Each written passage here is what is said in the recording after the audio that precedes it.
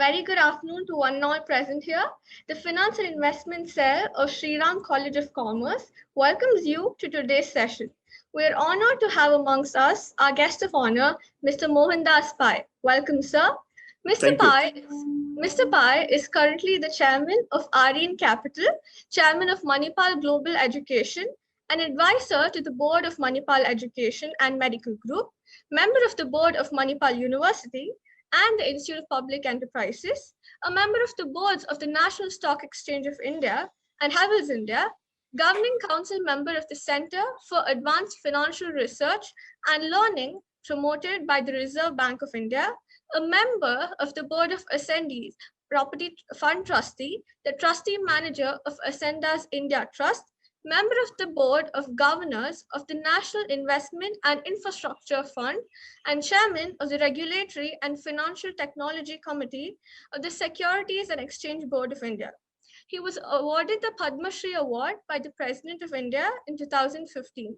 He was previously a board member and the Chief Financial Officer of Infosys, an investment committee member of the SIDBI India Aspiration Fund and the $1.8 billion fund, India Fund of Funds, a board member of the Securities and Exchange Board of India, chairman of the SEBI Primary Markets Advisory Committee, trustee of the International Financial Reporting Standards Foundation, chairman of the FICCI Skills Committee and Higher Education Committee, and president of the All India Management Association. I now request Devashish Miglani, president of FIC, to welcome sir. Good afternoon. Good afternoon, sir. Good afternoon, everyone. I, Devashish Miglani, President of Finance and Investments at Shri Ram College of Commerce. Welcome you, sir. It is a highest honor to host you today. And in these difficult times, we students like us, we look up to leaders like you to gain inspiration and learn from your wide experience and deep knowledge. I hope that everyone in the audience today would be able to learn from you, and I hope they all are doing fine and we all remain motivated and are really excited to hear you. So over to you, sir. I want to talk to you about go digital or go bust. Why are we talking about this subject? COVID saw the world locked down for the first time in 100 years. And the lockdown made sure that the digital revolution burst upon the world like nothing else. Please remember, 200 years ago, there was the Industrial Revolution. And when that happened, Europe dominated the world for the next 200 years. And now with the digital revolution, we got to see who are going to be the winners. And I do hope India will be one of the winners. And that's why when the digital revolution is fully upon us, we have to go fully digital or we'll be left behind. And we are in a very good position to go digital. And I'm going to talk to you about that. Next. COVID has exposed the most established industries to the chasm in the reception, because what we are seeing is that digital intelligence and resilience has proven to be the most future-ready mode to own. And why is that? Let me explain to you. Next. This is the new reality. We saw the largest industry in the world collapse last March. The oil industry was a $6 trillion industry. Because the oil price declined, it became a $4.5 trillion industry. The world is to consume 100 million barrels of oil a day. It came down to something like $65–70 billion in a matter of weeks because the world shut down. And because the world shut down, a whole industry was put out of action. And we also saw prices crash. We saw derivatives become negative in the United States. And everybody felt that it will take some time for the oil industry to recover. So the oil industry has now recovered somewhat. Consumption has gone back to around 90 million barrels a day. It's still not 100 million barrels. People have cut production. But what is very clear is that COVID has changed the global energy scenario. And I think this is extremely important for all of us to understand. And this may happen to various industries which are part of the world economy. Next. The new reality, aviation collapse. We saw Zoom go up. We saw all the aviation industries come down, and all the aviation industries have come down. And these industries have come down because international travel has come to a standstill.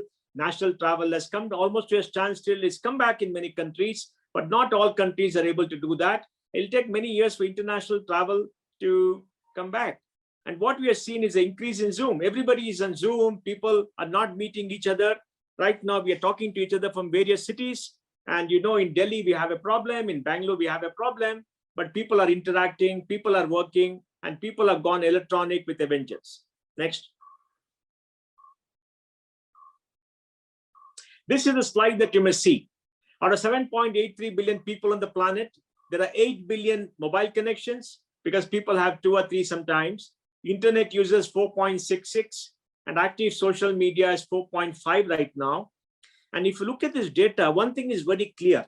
The great majority of people are interacting with each other to the mobile.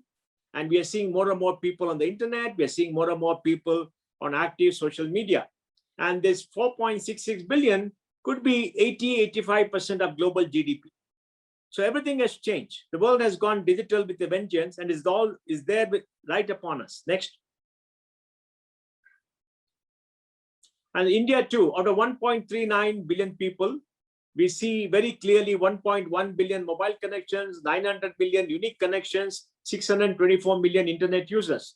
If you read news report to say India is 45, 35, 40 in the digital world, don't believe all that because there's no country with 624 million people on the web. There's only one other country bigger than us, that is China, which is 900 million people. We are a very large country. Everything about India will be large. And in every indication, whether it's good or bad, we will be shown to be among the top. Right now in COVID-2, people are going after us. People are talking ill about us, saying there's a catastrophe, there is an apocalypse, all kind of stuff. But if you look at it in a per million basis, it's a very small number for us, even though so many people are suffering. So India is a big country. And right now in the digital world, India is very big. Next. And the early movers now dominate the market. If you look at the top 10 most valuable companies in the world, you find that most of them are digital. Amazon, Microsoft, Apple, Alphabet, Facebook, Tencent, Alibaba, etc. There's only one company there which is not a digital company, Berkshire Hathaway. It's the investment company. And I think if you look at that, you can see the shift of economic power. 2017, we had Johnson & Johnson and some drug companies. Now it's all become digital. And this is the way it's going to be possible for the future. The top 10 names may change, but they will all be digital because digital has overtaken the world and the impact what they have is very, very large. Next, please. The new normal, global tech conglomerates. 3 or 4 global monopolies will control the world. Apple, Alphabet, Amazon. Apple has got its own network, it's got its own credit cards, it's got its own payment system, it's got its own music. We're all on iOS, we are on the Apple network and they create an ecosystem of their own. Just 2 days back, they came out with a new, let us say, amendment to their iOS, which says that you can turn off Facebook and Facebook cannot use your data.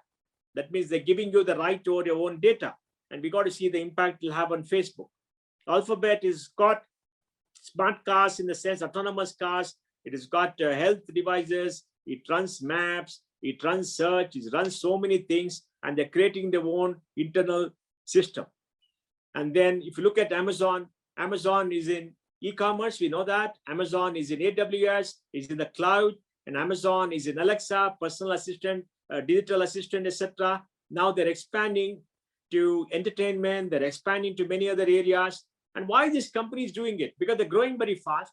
They got huge revenues. The market cap is around $1.5 to $2 trillion. $1.5 to $2 trillion. That's very large. And they earn, Apple earns $60 billion a year. Amazon earns about $20 billion a year. Alphabet earns about $25 billion a year. A large amount of profits, large amounts of cash, immense spending ability. And you have this global monopolies, the digital world trying to control the world. Next.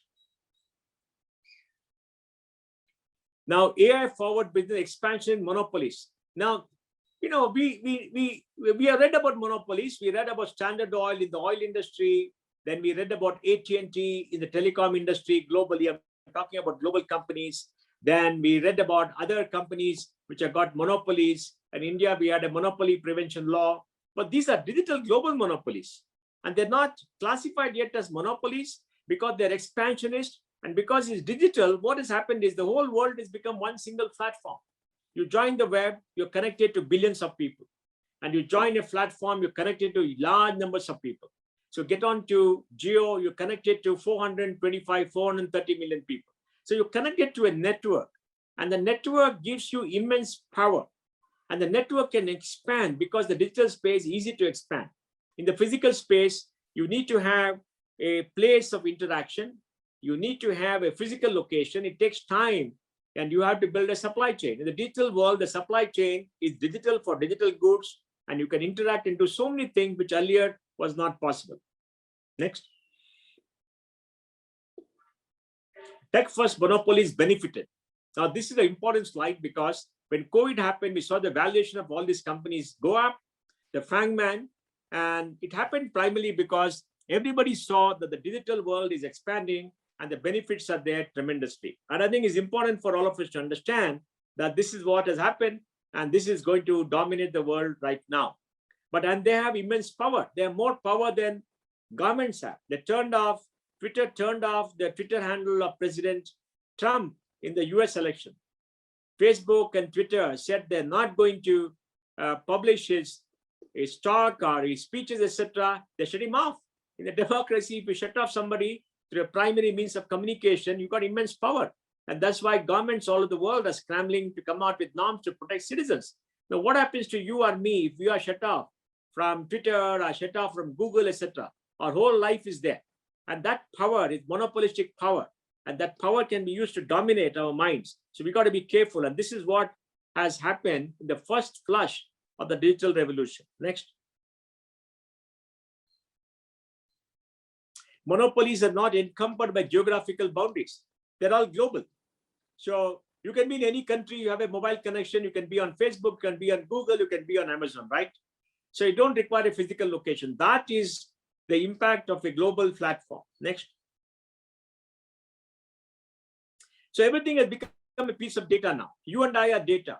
Google knows what we spend, where we spend, what we do, how we do. They can predict our patterns. They know what we see, what we read, everything, what we buy, and they know that through our habits, what we pay. They know so much about us. So all of it has become a piece of data, and the data can be used to manipulate our minds. For example, if you go to Google today and you search, Google sends you what it wants you to see, not you want to see. You may think that by searching, you've got something that you want to see, but Google is sending you what it wants you to see. And it's based on who pays Google how much of money to be on top of the search so that it comes to you. And that's the way they make money too. And that means all of you have become piece of data.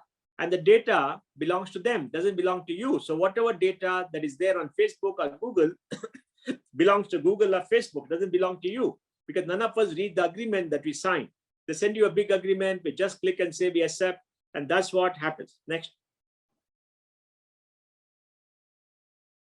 So what does it mean for business? We're talking about business here because I presume that all of you are going to be in business or associated in business.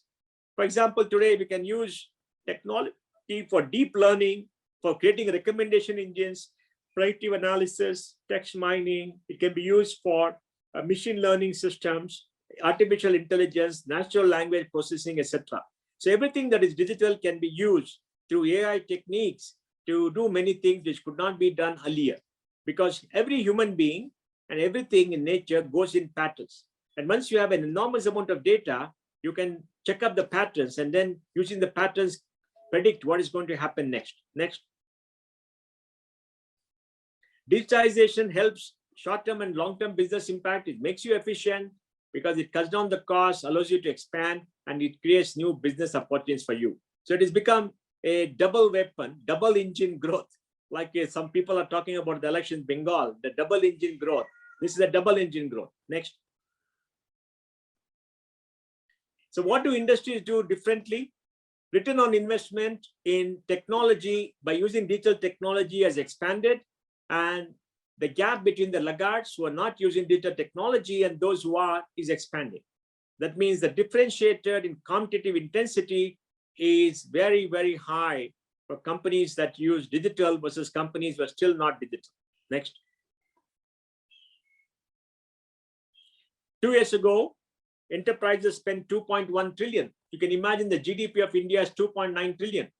So 2.1 trillion, maybe in 2020, spending was less. Certainly in 2022, I think spending will possibly go up to 2021 calendar year, spending will possibly go up to 2.5 trillion. There's a lot of money that's being spent on digital. Next. Darwin said it's not the strongest of species that survive, but the most responsive to change. So everybody has to invest in digital transformation by investing in modernization, etc., in the digital world. So the digital revolution is already there if you want to do well. So when you join a company, when you go out into your profession, when you do some economic activity, please remember that digital is the way to go. Next. Every economy will now optimize for shock resilience, because what we're going through is a shock. And if you're not geared up for any shocks, either economic or anything else, then you'll not be a winner. Next. Let's see what other companies are doing. Now, in China, digitization is expected to increase China's GDP by 5 trillion by 2030. Because like we said, digitization makes people efficient. Digitization improves the ability of people to compete, and digitization expands business at low cost. Next. So you can see in China how China has benefited. This somewhat, earlier old data, but nevertheless, China is ranked #1 in retail. China is taken the lead because China didn't have legacy. China has grown the last 25 years. The United States has legacy. Now, China is doing extremely well in the digital world. They're spending $150 billion on AI by 2022. And that's why the United States is worried. Next. Focus on digitized unless growth in e-commerce. China has got some of the best payment. The only competitor for China in payments, which is Alipay, is our UPI. India has got a fantastic digital payment system. Next. Then how do you build exponential organization? Look at this chart, folks. It's taken many, many tens of years for a Hyatt or a Hilton to build a chain of hotels globally. But Airbnb has beaten all of them in a very short period of time, because Airbnb is an app. Through an app, millions of people can put up their properties, millions of people can do their business, millions of people can use that, payments can come. So Airbnb is an aggregator, and they're able to get everybody on the single platform without doing all the physical work. And I think it's extremely important that we understand this and what we need to do. Next. Foxconn is the largest global producer of electronic goods on contract. Now, Foxconn employed 1.1 million young Chinese girls in the factories in China. 5 years ago, they went to the boss and said, give me a raise. Now, being very good businessmen, they said, raise. What is that raise? We don't give raises. Then they started replacing 50,000 young girls every year by 50,000 robots. And look at the manufacturing that's happening today by robotics because of automation and digitization. And why is it happening? Because robots are now got dexterity in what they do. Now, when you do electronic assembly, you have to use your fingers, and your fingers are very dexterous. But robots were not dexterous. But mathematical modeling and the use of micromotors has allowed the robo arms to be dexterous. The robots can now do many things that they could not do earlier, and they can replace human beings. So Foxconn believes that half of his labor will be replaced by robots, and robots work 24/7. A friend of mine went to a factory in China. It is 1 kilometer deep by half a kilometer wide. It is very dark. And he asked them, why are there no people? And the Chinese said, yes, their factory is working because they were all robots. They were all machines. There were no human beings. Everything was automated. Everything was manufactured. It was packed. It went out into the assembly line. It was put into a vehicle, and the vehicle drove away by itself. So imagine everything is manufactured, put into a vehicle, the vehicle drives by itself and comes to your warehouse, is unloaded by a robo, put into stock, then your shop or somebody or e-commerce vendor says that you purchase it, it is again packed and sent outside, it goes into a van, and the van comes to your house, and maybe a unmanned vehicle like a drone will pick it up and drop it inside your balcony. If you see all this, it will be astonishing, isn't it? What happens to all these people? Now, this is a reality, is actually happening. Large parts of it is happening. Next. Shoes are being made by 3D printing. Shoes are being made by robots. Shoes are being made and designed on electronic machines. And the time to design, the time to manufacture has come down, because by 3D printing, you can do additive manufacturing. And by 3D printing, you can go on putting layers of material and build what you want and do very complex engineering. And you can also test it on your laptop or your machines. And you can do 3D designing. You can do so much of work on the digital media that is astonishing and magical. Next.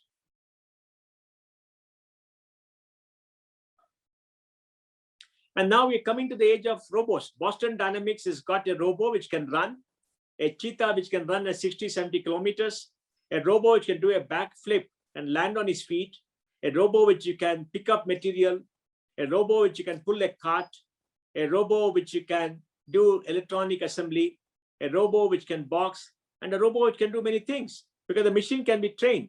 If you have a huge electronic capacity, you have a lot of sensors, you have machine learning, and you have very good cameras, the robots can be taught. So what we all saw in the Star Wars movies of robots fighting battles may actually happen.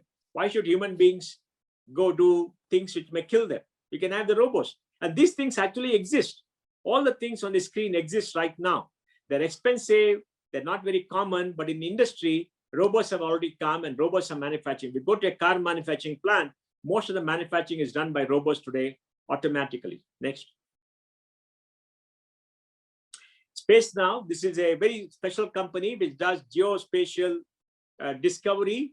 It takes satellite images, and using those satellite images, it can measure GDP in Africa. It can contain wildlife activity, it can do activity on the road, check up traffic, check up airlines, etc. Tremendous amount of work can be done by using all this. Next. Google is using AI, artificial intelligence, to look at lung capacity. And very interesting, what they do is to study people who have got lung diseases or maybe lung cancer and check up their lung volumes for a period of time. And when you've got enough cases, you can find out that those that deteriorate due to the advancement of lung cancer do so in a particular way. And then by looking at people's lungs and studying the lungs, you can predict whether the person is going to get lung cancer or not. And now Google has also got a company called Verge, which is doing drug discovery by using cloud technology and using quantum technology so that they can do fast processing of multiple combination of molecules to create drugs. Next. And this is something you may like. In Sweden, many companies are putting chips into human beings. So you can go through security, you can make payments, you can do so many things. And tomorrow, you could have a chip in your head. Next. And this is something interesting. You people may be able to see this. Can you make designer babies? Can you grow babies in a petri dish? We know that making babies is a very things that only human beings can do, right?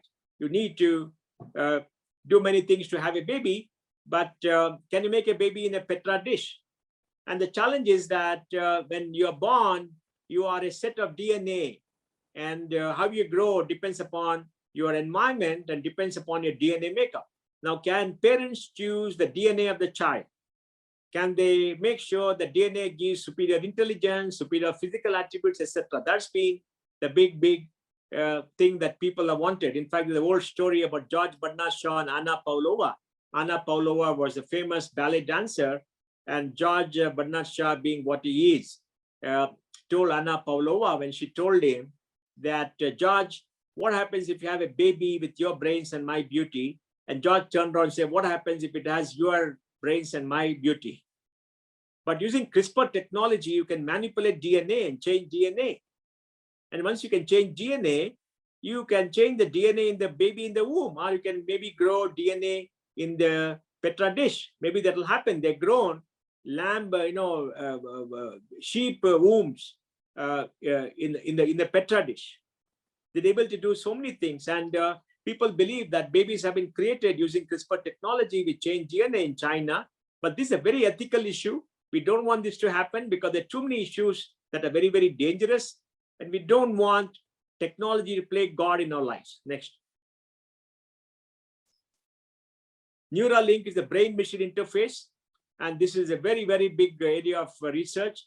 because how do you have machine-brain interface in the sense that the machine can pick up signals from your brain. Your brain has got 82, 83 billion neurons, and the neurons connect with each other using weak electrical impulses. And everything that we do is a chemical reaction. Love, hatred, fear, and anything else is a chemical reaction. And the brain works very well. The brain consumes 25% energy that you consume as a human being. And now what the brain thinks, can this device pick up signals and understand and communicate to the outside world? So even if you cannot speak, can you do that? Like Stephen Hawking, right? Stephen Hawking is a physicist who has been paralyzed and he can't talk, but he talks through a machine, but his brain is active. Now, can the brain, send out signals, and can the brain do many things? Now, this is the big question that people are asking. And there are devices led by Elon Musk, which is trying to make sure that, you can control a chimpanzee's brain by putting all these devices and sending signals into the brain. Next. XJet puts a nanoparticle jetting technology to create a combination of metals and ceramics, which is very difficult doing naturally. So I think you're going to create new kind of materials. You're going to overlay chips into new kind of materials using nanotechnology. And this is going to be a force multiplier. And you may have low electricity consumption devices in future.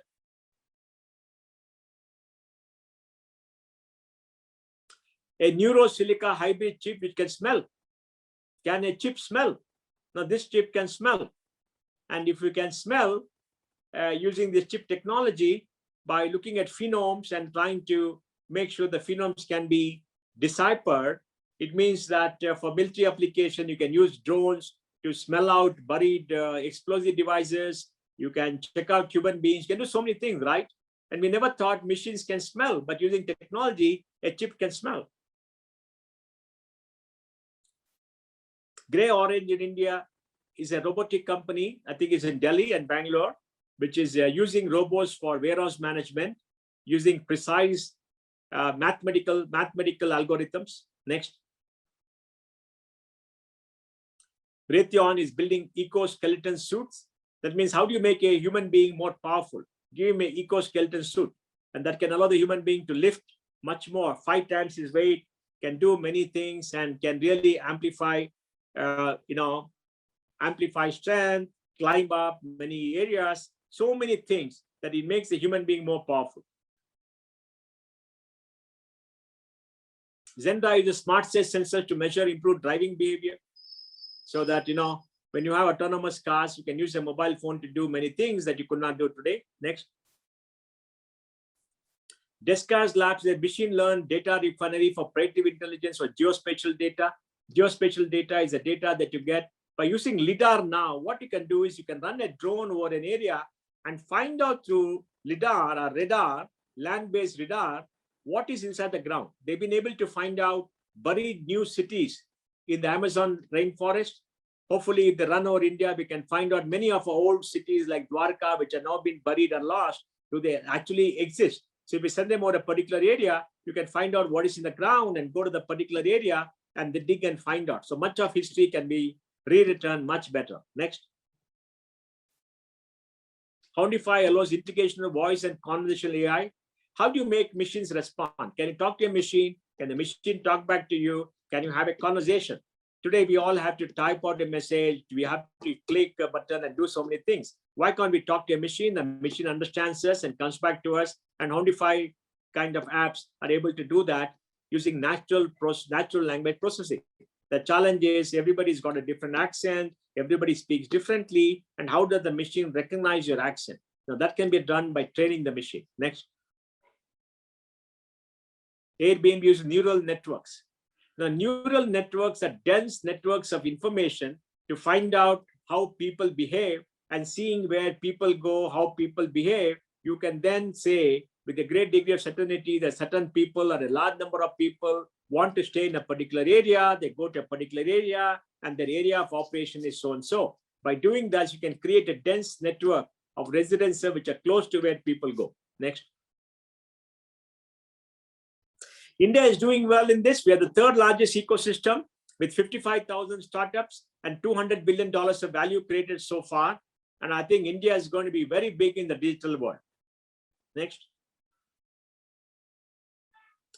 India has received $70 billion of capital from 2014 to 20. We raised $11.5 billion last year, and we got a large number of unicorns. And now this is concentrated in Bangalore, Mumbai, Delhi, Hyderabad, and Chennai.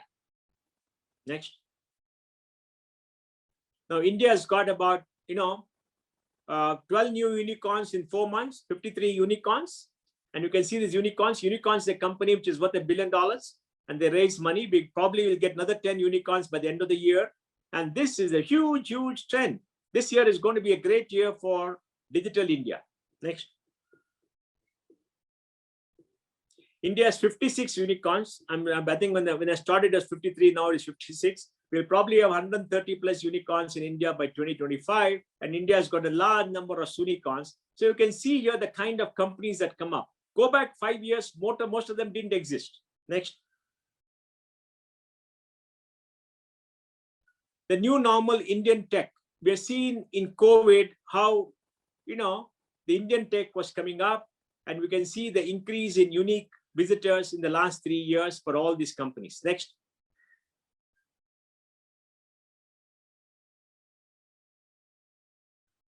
The new normal opportunity capture. You can see here in these charts how, digital was coming up in this country up to 2020. Now we are seeing the digital edtech companies, we see e-commerce companies, healthcare companies, retail and non-grocery retail just take off because everything was shut down and people could work on their apps. Next. Jio is creating its own network. We're lucky to have Jio in this country because Jio has created a surround system of many, many companies which is bought into. So will not be managed by Amazon or will not be owned by Flipkart, which is owned by Walmart, etc. Because we need to be independent. We need to have our own Indian companies. And the only Indian company which can create a large ecosystem and fight the Apples and the Googles and the Flipkarts and the Walmarts is Jio. Next. And we have seen the impact on cash, post-cash. Today, there are more digital payments than cash being withdrawn in ATMs. So cash payments are going digital with a vengeance. Next. Look at this. 2021, Jio says that everybody consumes an average of 13.7 GB of data per month, Airtel 16.4, and people have increased the quantum of time they spend on doing videos on the mobile, and YouTube viewers have shot up. And in every facet of the digital world, India is coming up and doing very well. And we have the lowest cost of digital data consumption in the world. Everybody can consume almost unlimited amount of data for 100 rupees a month. Next. This is in Byju. Byju has done extraordinarily well. Next. Byju grew its subscription by 5 million. They're supposed to have 70 million people. And you can see how Byju has grown. And in COVID, suddenly all children went on Byju to learn. And Byju has become possibly the most valuable edtech company in the world. Next. Health tech, India's national health stack, Arogya Setu, has done extremely well. It's got different layers. And with Ayushman Bharat, the insurance program Prime Minister Modi has done for 500 million people, we are 100 million families. We're going to have an enormous amount of health data on this stack. Next. There's a company called Dozy, which has done very remarkable work using IoT devices. They created a blanket of devices which are now being placed under a bed. So every bed can become an ICU bed. And every hour they collect enormous amount of data about blood pressure, about blood circulation, about sugar in the blood and everything else, heartbeat, and send it to the doctor so that you don't require nurses to be constantly around you trying to find out what is happening to you. All your vitals are being monitored. Look at this innovation that has happened in this country. I'm giving you all this to show you that India too is doing well. Skiptable and Bugworks are health tech companies. Bugworks is in finding out solutions for superbugs, and Skiptable can take saliva or urine and scan them and find out what diseases you have. Next. There are companies which can grow hearts, broken hearts, ears, blood vessels. So anytime you fall in love and you break up and you have a broken heart, there could be help for you. Maybe one day the people can remake your heart. Next. In agriculture too, we're seeing high tech come up, and agriculture is getting fully automated with drones and robots. Next. Clean mobility. In places like Bangalore, you have electric vehicles which are being run by companies like Yulu, which have used the map of Bangalore and traced people's mobile mobility habits and kept the vehicles there using machine learning to predict when vehicles are required. You've got companies like Ather, etc., which are into creating electric vehicles which are high degree of mobility and easy to maneuver, just like you have in Tesla. Next. In the financial service area too, neobanks like Open and Jupiter have come up, and they're changing the way people do banking. We're going to have traditional banks. They're still going to be big, but now we got a new layer of companies that have come up, and these companies are going to make it easier for you to bank. Next. And India's tech-first governance, just see, airlines took 68 years to go to 50 million users. And then you had a iPod, took about 4 years. Twitter took 2 years, and Aragya Setu has taken 13 days. Now they got 110 million users. Next. Now I think it's 174. I just saw it today, that 174 folks. So what I want to tell you is the world has gone digital with a vengeance. Everybody has to go digital in business. And if you're not digital, you're not able to grow, then I think you're going to be left behind. And this rapidity of change is shaking up everybody. It's difficult for people to understand the quantum of change, the impact of change. And that is why I would urge all of you young people, as you go into your workforce, as you go build your careers, please study the digital wave, the digital innovation, participate in it, understand what it means. You don't have to understand the technology behind it, but you can understand the business strategy and use it to your advantage and become digital first natives. Because once you're digital first natives, then you can work in any part of the world leveraging digital technology. Thank you very much. I'll be very happy to answer your questions. Thank you so much, sir. So we have a few questions which are asked by the participants in the registration form. May I go ahead with them? Yeah, please. So the first question, should governments be worried about the big tech monopolies becoming data monopolies and attempt to break them up, such as was the case in such as was the Rockefeller case? Well, I think government should certainly look at restricting the monopoly powers and their power, economic power too, for a very simple reason that these companies are collecting more and more power, and they can manipulate many things. For example, Cambridge Analytica manipulated the minds of people in the elections using data from Facebook. So if you looked at the movie on Netflix called The Great Hack, you'll find out the impact that they had. So I think what's going to happen is big countries which are consumers of apps and creators of apps like India, the United States, China, Europe, etc., will probably create laws to have data sovereignty. That means the data of the citizens which have to be stored in that particular country. The government will have the right to inspect the data, which is not bad, which is good for us, because we have to be protected from the digital monopolies. And if tomorrow the digital monopolies do something wrong, then you can go to court and enforce your rights. The Supreme Court of India has said the right to privacy is a part of your fundamental rights, and the right to privacy includes the right to your data. Right now, your data is being used by all these big companies. And one of the issues that governments have is to how to break up these companies, because they're creating monopolies, they're stifling competition. There is a big move to have an anti-monopoly drive against Google and Facebook and Apple in the US, and the EU is also looking at it. India also needs to look at it. So I think it's going to happen because they made the cardinal error of interfering in elections. Everybody likes innovation, including politicians, but they don't like interfering in the democratic process. Once that takes political sides, they're all going to be in trouble. So I think it's going to happen sooner or later, and it's required. How do you and I get protected? Tomorrow they shut you off. They don't give you access. What happens to you? And that's why we need protection, and that's why we need control over these monopolies.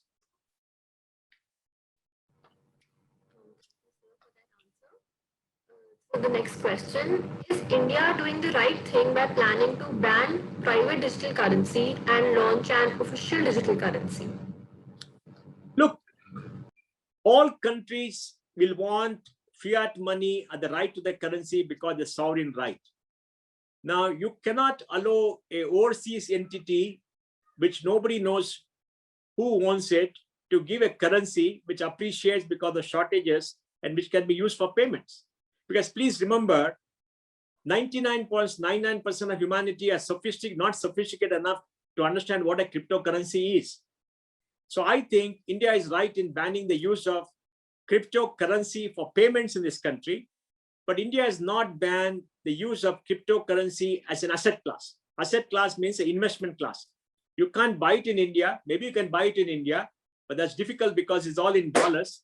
But you can use your LRS to take the money outside India, open an account with a depository and buy a little bit of Bitcoin. It's an asset class like an investment, like you invest in gold, stocks, etc. You can do that. India has not banned that. What India has said is it cannot be used for making payments because please remember your currency is fiat money.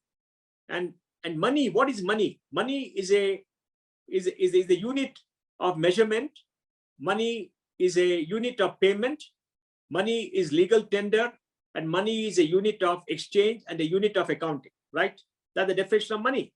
Now, money to have the force of law should be issued by a sovereign authority.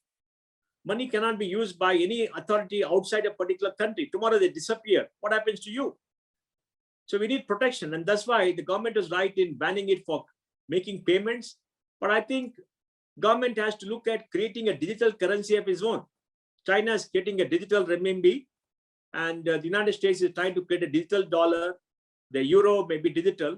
And what is the digital money? Digital money will be a set of algorithms which is sent to you electronically, which can restrict its use or be free for use.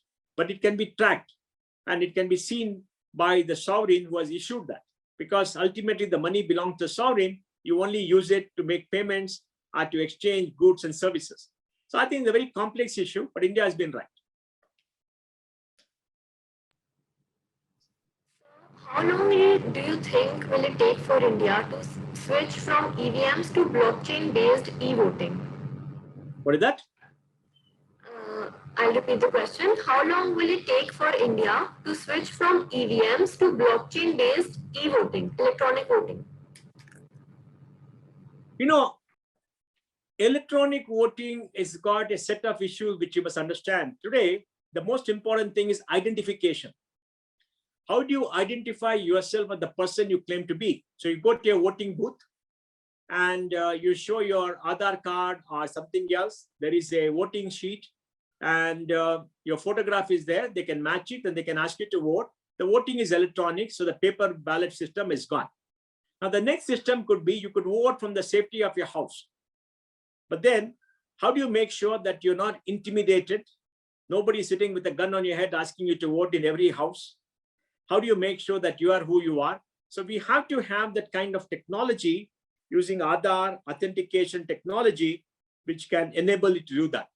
Maybe what we can do is we can have electronic voting from a remote location, unsupervised for members of the armed forces or for special category of people, and slowly understand what it means and then go on to electronic voting where everybody with proper authentication using something like an Aadhaar can vote from home.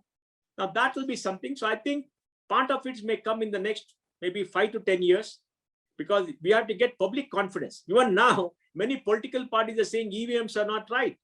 Now EVMs cannot be hacked. Please remember, EVMs are not networked. If you're not networked, they're a collection of machines. And the software inside the EVM is hard-coded. Hard-coded means it is inside the hardware. It cannot be changed because it is not software. So it's very safe to use.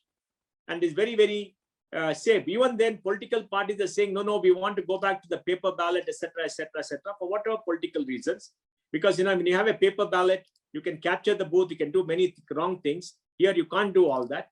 So I think we need to have a debate, but we can do it slowly for members of the armed forces who are distributed elsewhere, for members of Indian citizens who are outside the country, because then they can go to a consulate or they can do, because they'll be in smaller numbers. They're not going to make a big impact on the elections in all cases. But I think we should move towards it because as it becomes a digital society, that will be one of the things to do. So the last question, how real is the threat of unemployment due to automation in developing countries? Very, very real. You have to look at the banking system. The banking system has grown 10x in the last 10 years. Employment has grown 5%. It's grown 10x in size. Employment has grown only 5%. If you look at the auto sector in manufacturing, employment has not grown. Production has grown. In all facets of manufacturing, automation is coming. A steel plant used to have 10,000 people per million ton. Now they have 2,000 people. Construction for million square feet used to be 2,000, now 500. In all facets of work, there's going to be automation. But the good news for India is for the next 10 years, we have to build roads, we have to build houses, we have to build airports, we are short of infrastructure. We have to build many things, we have to grow. So there are going to be jobs. But the job per unit of growth is going to become less. And that is going to create large-scale unemployment. In the advanced countries, you're finding in the US, for example, good jobs are disappearing because they're getting automated. And when good jobs disappear, the middle class gets hurt. And today, there are more jobs at minimum wages paying $11, $12, $8, etc., rather than good jobs paying $150,000, $200,000. And the US has suffered immensely. 15 years before the end of Trump, US middle class income never went up. It's only the last 2 years of Trump's government that middle class income went up. So I think in the next 10 years, a lot of good jobs are going to disappear because of automation, because of robots, because of autonomous cars, because of the advance of the digital technologies. And there is going to be unemployment issues. It will start first in Europe and the US, may come to India after 10 years, because we have to do a lot of catching up in the physical world. Thank you so much, sir. That will be all for the questions. Yeah, thank you very much. As the session draws to an end, I, on behalf of the Finance and Investment Cell of SRCC, would like to extend my heartfelt gratitude to Mr. Mohandas Pai, who took out time from his schedule to share his wonderful insights with us. I would also like to thank Ms. Saroj Joshi, our teacher in charge, for all her support, professors of SRCC, and all in attendance for today's session. Thank you so much for making this session successful. I would request Rishabh Khedawat, Secretary of FIC, to give the vote of thanks. Thank you so much, sir, for joining us today and sharing your profound knowledge with us. You've gained an immense insight into the current digital scenario and the way forward. As young individuals, we understand the intricacies of what the current situation is and what it is developing towards. Thank you once again on behalf of the entire team of FIC, Shri Ram College of Commerce. We wish you the best health. Thank you very much.